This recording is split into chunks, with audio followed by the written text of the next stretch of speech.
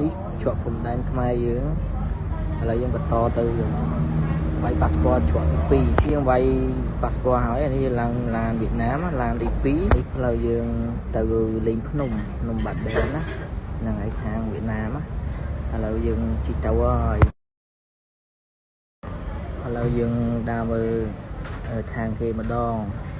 តែវាប្លែកបែបម៉េចហ្នឹងហើយមើលទៅដូចតែនៅស្រុកខ្មែរយ៉ាងដែរទេហើយគេមានលក់ចាប់រួយលាងម៉ូតូលាងឡានបើកហាងកាហ្វេហាងបាយដូចតែយើងដែរមើលផ្ទះគេហ្នឹងហើយសុវ័យបងប្អូនសុវ័យមែនតើហ្មងវាប្លែកអារម្មណ៍ឥឡូវយើងមកដើរមកថតទីតាំងដែលជាកន្លែងតំណាងហ្នឹងហើយតំណាងតំបន់និយាយទៅប្លែកមែនតើបងសម្រាប់ខ្ញុំលើកទី1ប្លែកអារម្មណ៍ហ្មងវាសប្បាយហ្មងតាមថារំភើបញាប់ញ័រទេសភាពដើមឈើដើមអីនេះម៉ូតូក៏ជិះសប្បាយបងប្អូនឥឡូវយើងកំពុងតែដើររកកន្ត្រកដើម្បីជិះទៅលេងលើភ្នំហ្នឹងហើយយើងឆ្លងធ្វើដំណើរដោយកន្ត្រកគេហៅកន្ត្រកអីបងប្អូននេះទាំងគេនិយាយថាមិននិយាយភាសាវៀតណាមស្ដាប់អត់បានបងប្អូនស្ដាប់អត់បានទេ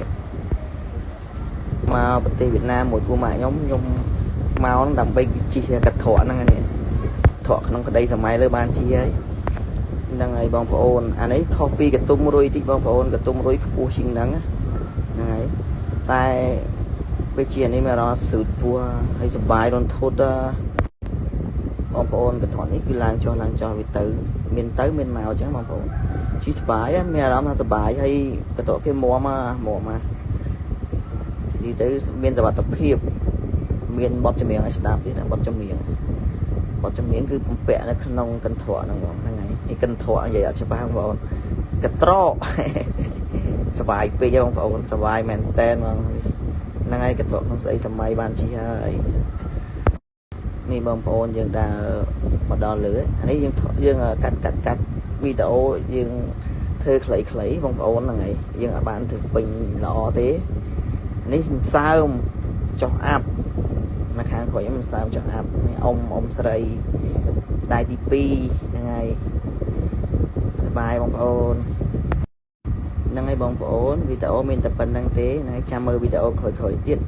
ចាំមើលវីដេអូក្រោយគឺប្រទេសផ្សេងទៀតតែសូមលាក់ប្រទេសសិនណាបងប្អូនដែលមាន